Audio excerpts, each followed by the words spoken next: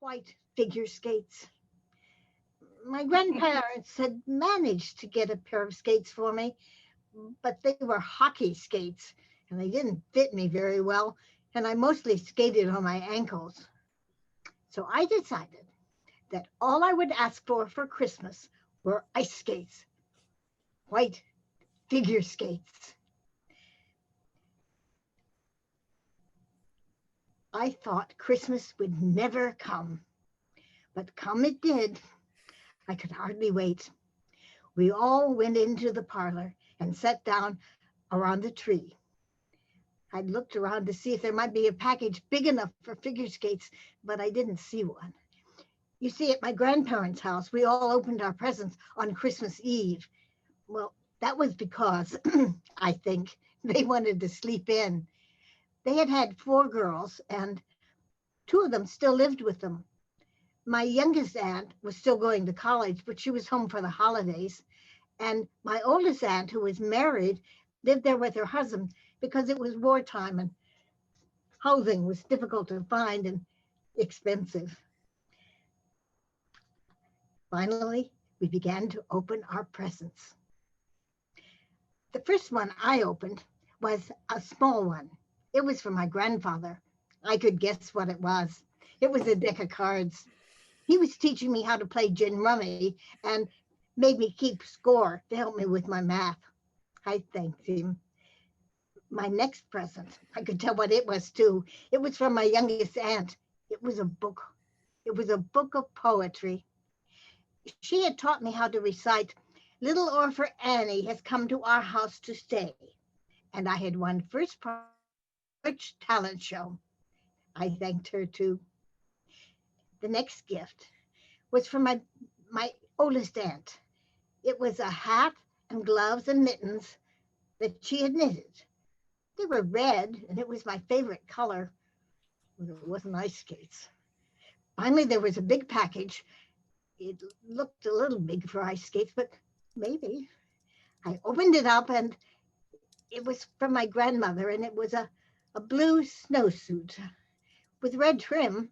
It would go nicely with the hat and gloves and mittens that my aunt had given me. Of course, it was too big because my grandmother always bought things too big for me because she thought I would grow fast and grow into them. I never did. I always outgrew them before I went able to wear them properly. Finally, there was one more present, but it was for somebody else.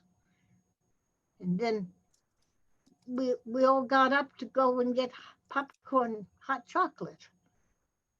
I tried not to be disappointed, at least not let it show anyway.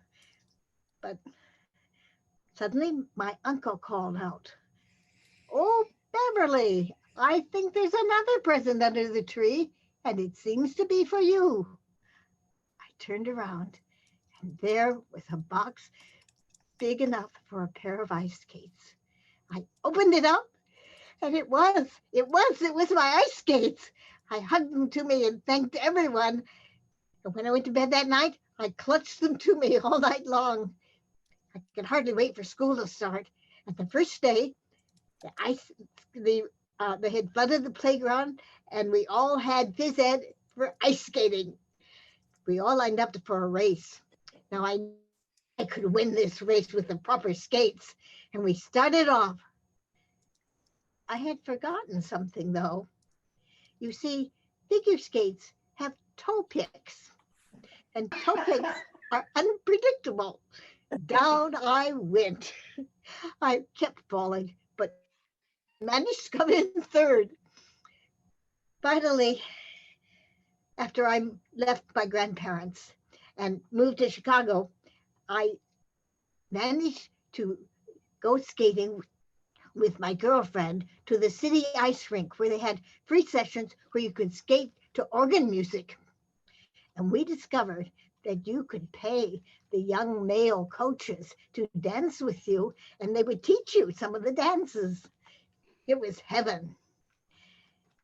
Finally, I had to wait until I was an adult and moved to Canada with my husband and children. Then I joined a figure skating club. I took lessons and I managed to pass the first ice skating dance.